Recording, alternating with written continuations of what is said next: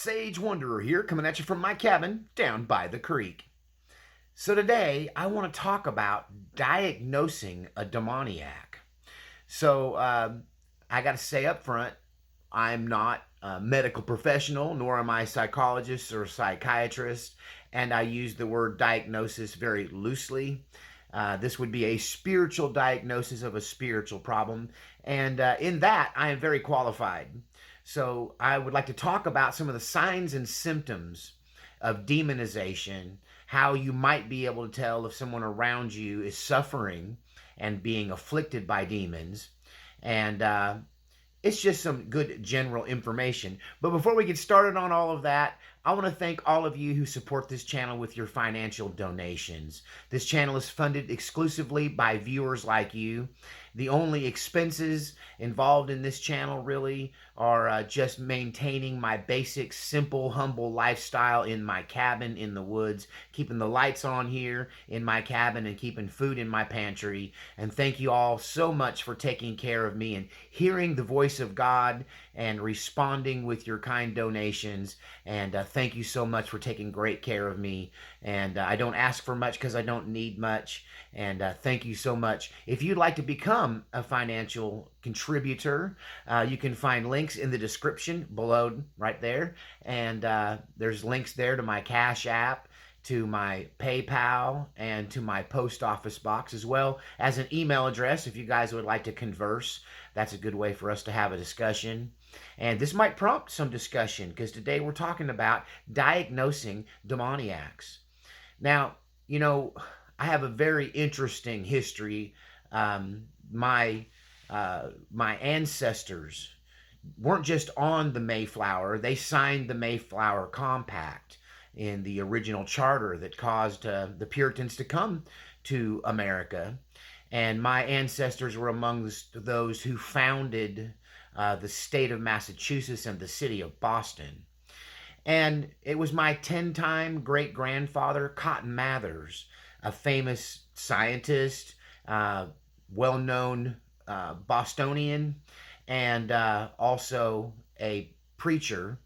And the thing that's interesting about him and how our lives are kind of oddly paralleled, you see, Cotton Mathers was afflicted with a stutter, and yet he was the son of a preacher. He was supposed to become a great preacher. He would eventually become a well-known pastor and theologian, as well as a scientist. And yet he was afflicted with a terrible stutter, which caused him problems anytime he tried to engage in public speaking. So instead of preaching, he often wrote. And his writings have survived down through time and are still read to this day, not just by theologians, but historians in general. And he kind of got a bad rap because of his involvement in the Salem witch trials. You can start to see the parallels between me and my very ancient grandfather, because, you know, here I am engaged in many times I'm engaged in battles with witches and discussions with them and about them. I'm an expert on the occult. I'm an expert on witchcraft and, you know, the various ways it interacts with Christianity. And so that's what he was writing his book about. He's involved in this Salem witch trial, and a lot of people blame it on him.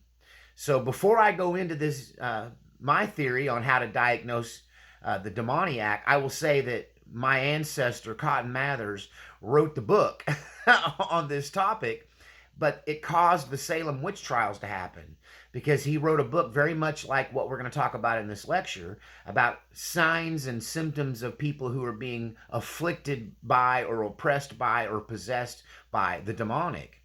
And people in Salem, Massachusetts got their hands on this book and saw it as more of an actual guide in how to ferret out the devil in their community, instead of seeing it for what it was, which is a pursuit of the hypothetical. It was a theoretical concept and idea, and it had a lot of sound things in it.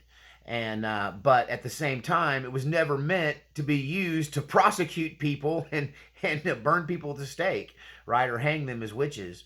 And so the Salem witch trials were guided by Cotton Mather's book on this subject. And I do find it interesting that how our lives are paralleled. I will probably never ever be as famous as Cotton Mather's. And I certainly hope no one watches my videos and then uses them to wage war against people, right? All of this is for informational purposes only, right? These are theoretical discussions of a hypothetical nature. And so, now having said that, let's get into the nuts and bolts of some things that I have personally observed. These are concepts I have learned from other ministers. Much of this is from my own experience as an exorcist. And but I have to say right up front that the only way to tell if somebody is truly demonized is through the supernatural gift of discernment. The Holy Spirit will reveal it to you. This is not something the Holy Spirit would reveal to just anybody. He would only reveal it to people who can do something or could offer some kind of help or needed to know this information. They needed to understand in the moment that they were dealing with a demon in human form and that the person that they were dealing with has been pushed aside in favor of this demonic personality that has taken over the situation. And sometimes you need to know that so that you know what you're dealing with. Right? And the only time I ever trust any of this information, the only thing I trust in any of this information that I'm about to divulge to you is that I receive under discernment from the Holy Spirit. When the Holy Spirit tells me, aha, and the light bulb goes off, I'm like, oh, I get it. I'm dealing with a demon. You're not even who you pretend to be. I see you in there, devil. I see you. That's one of those supernatural moments, right? But there are other clues that can lead up to that moment. If you don't have that gift of discernment, there's some of these things could maybe give you a clue, give you a tip, at least make you a bit wary of a person, cause you to maybe step back and be more careful around them.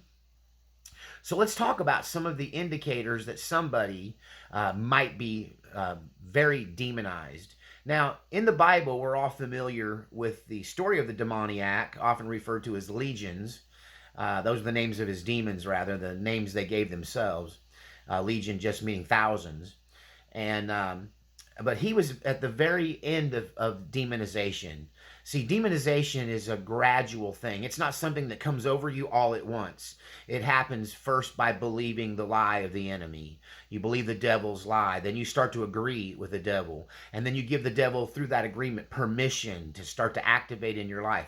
Maybe in a worst case scenario, you might see that as spiritual power and physically, invite a demon into your life through, say, witchcraft or some occultic practice. And but this is something that happens over time, and there's levels of demonization.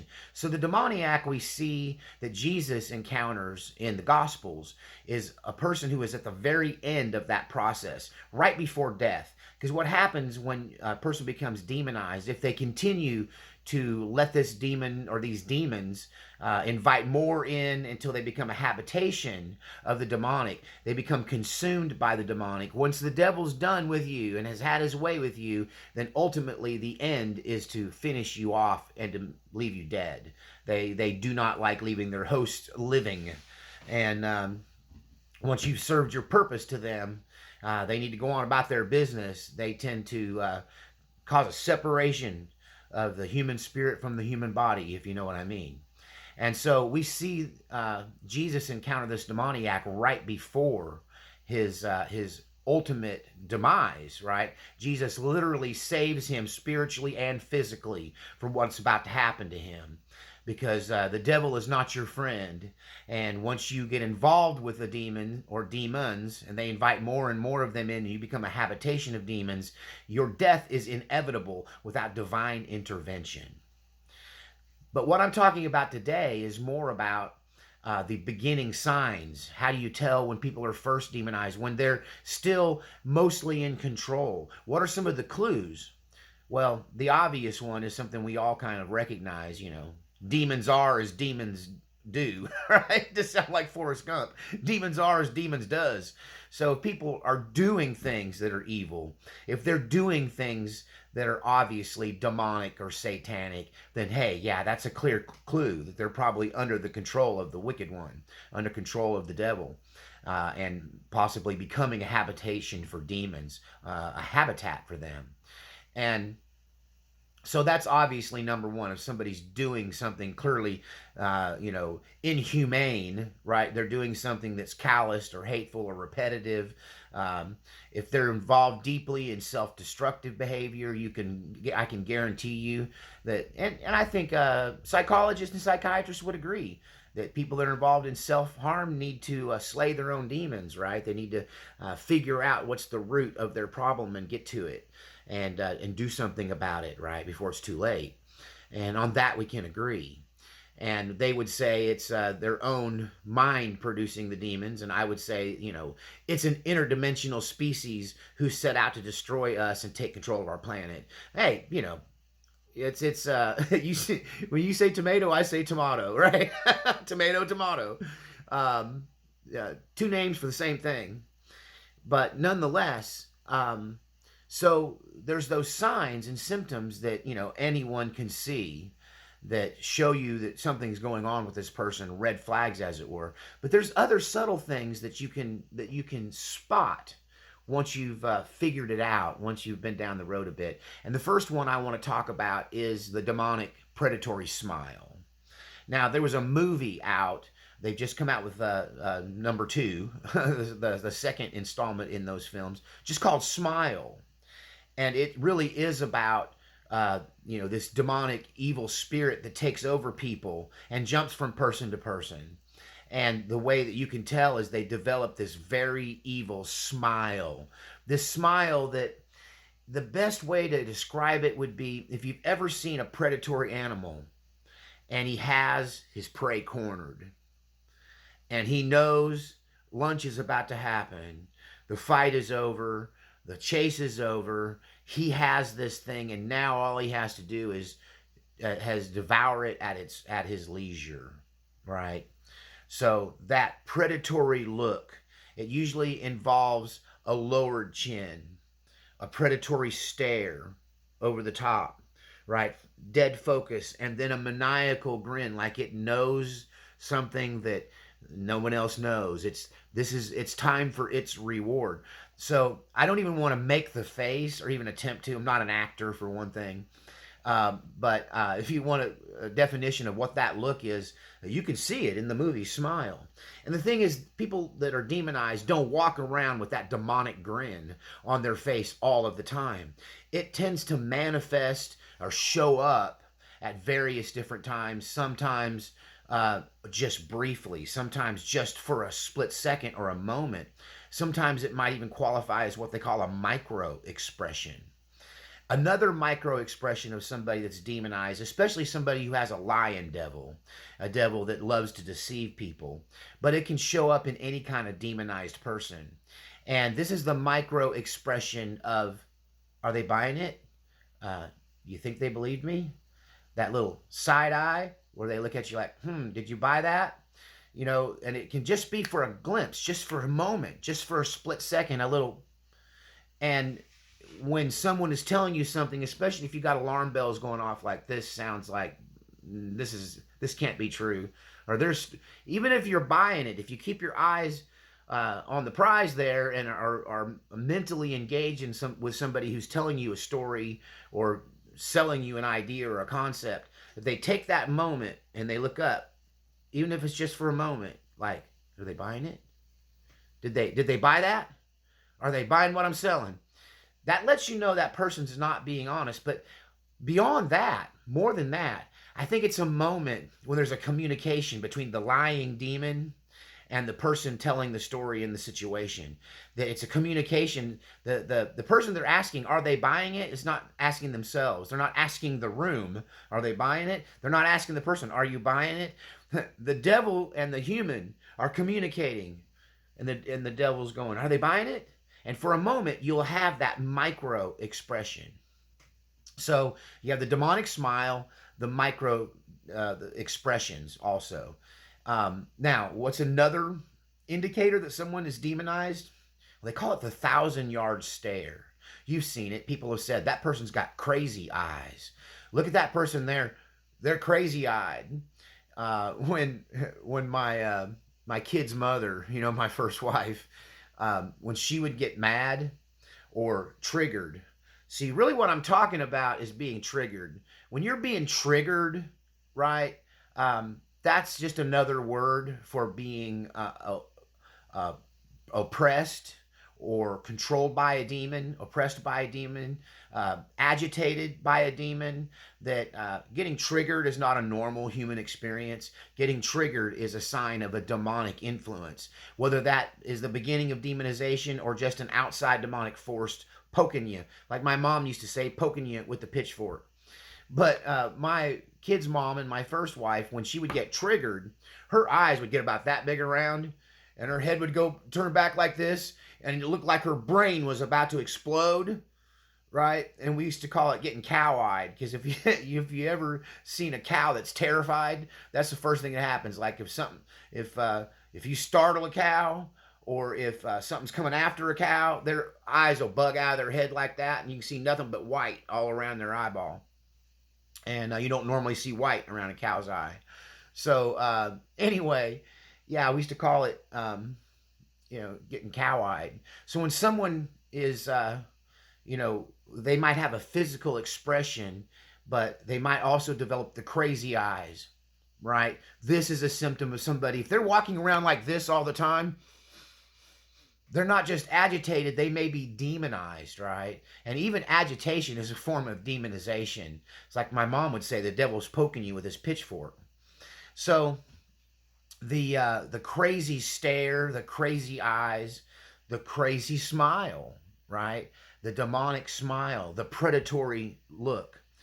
Another one is another micro expression that can give away somebody's give you an indicator that someone might be demonized or even under the total control of the devil, is the smirk.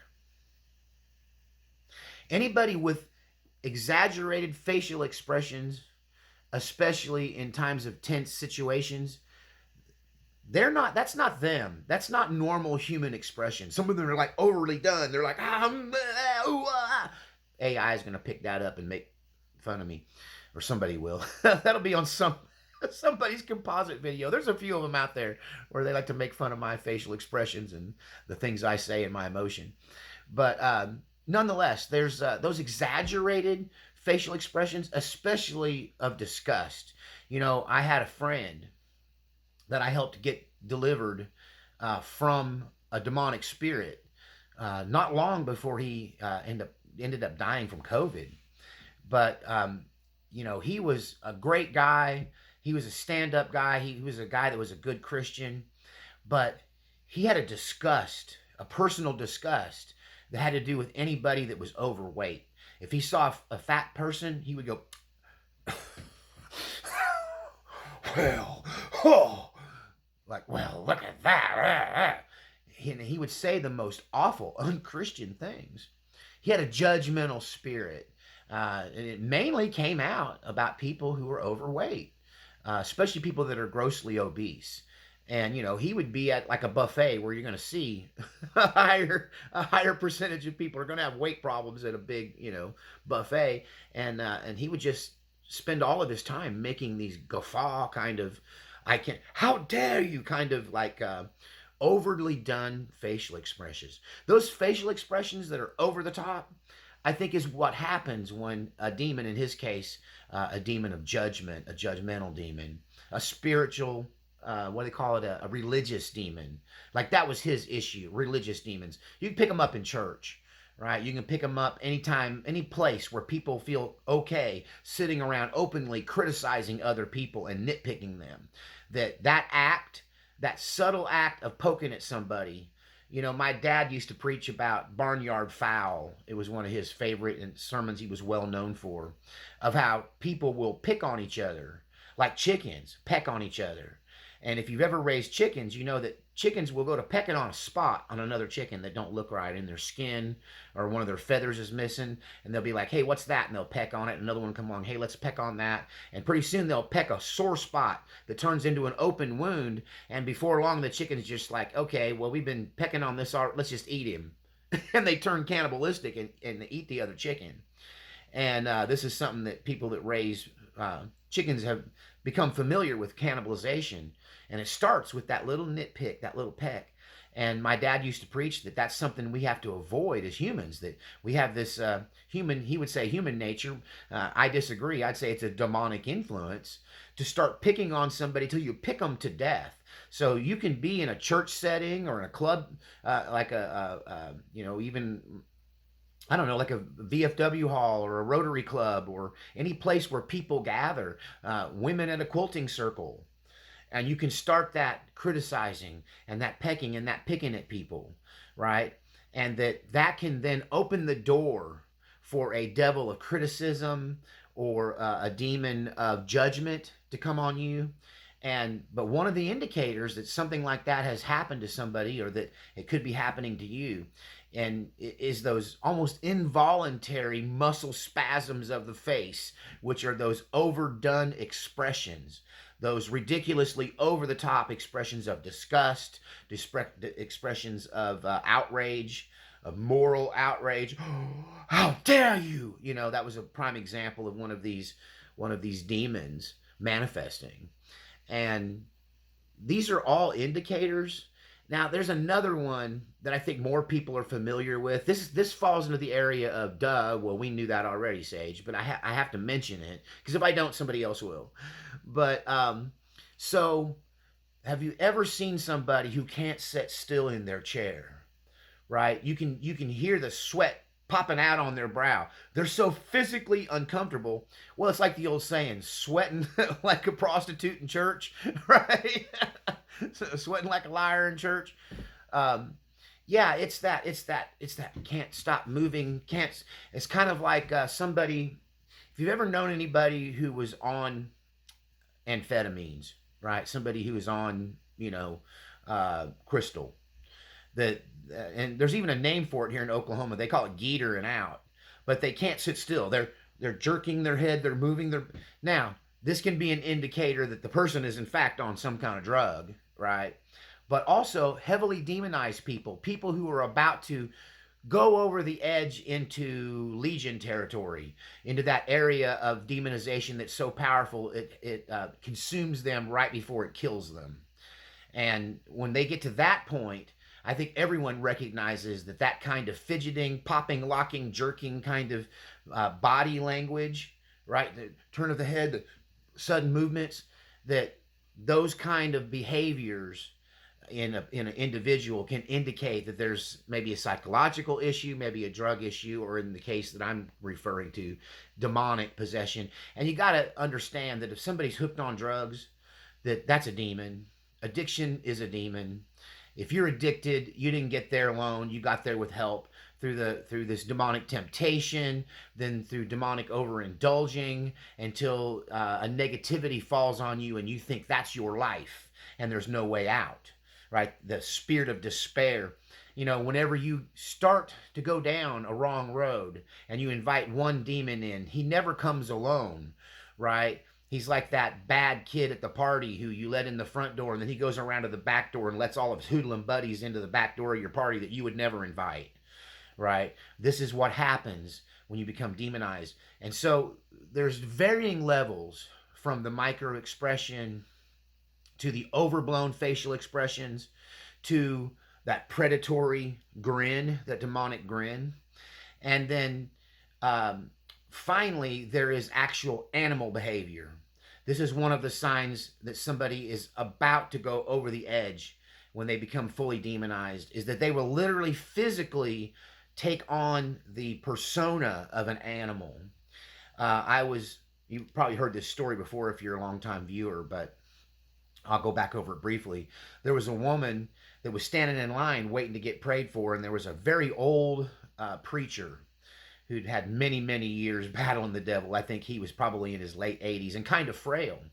And this woman was on leave from the U.S. military back during the beginning of the Cold War. I mean, the Gulf War, the second Gulf War. And she just got back from Iraq. And she's coming up to get prayed for, but as she gets closer, the demon inside of her is like, no, don't let that exorcist lay his hand on you. No, what are you doing? Why are you going up here? And she starts to act like a velociraptor. Like her head juts out right? And her hands come up like this, and she starts looking this way and that way, like she's about to run. Is she going to run or is she going to attack? And she stands up on one foot and starts to prance around and act like an animal, and she's about to take a swing at him. And I'm standing back watching, and we got a crew of people that are trained to watch for that kind of demonic manifestation in our church because it was the Exorcist church. People came there to get this kind of work done on them, right? And so these guys were trained, but I had to give them that, hey, are you watching her? And about the time I did that, she worked her hand back and took a swing at that preacher, and he just held up one finger, and he said, "Lay not your hand upon a man of God." And she kind of froze, right? And then kind of looked at her own hand like, what am I doing? And then, boom, the ushers were on her, and they took her out of there where we did a dynamic power encounter with her in the back, right? But that immediately turning into a predatory animal stance. There's something about demons that I'm not saying they're animal demons. I'm just saying that predatory hunters maybe is what they have in common with the animals in question. But if they start to look like a snake, if they start to look like an animal that's going to attack you, if they start to look like some kind of, if they start doing the Thriller dance, like, what I mean? Maybe you don't. If you ever see it, you'll know what I'm talking about. And it'll put, right now, even talking about it, I got cold chills going up and down my spine. It will put a cold chill up and down your spine like that. Let me tell you what. So I hope you found this informational.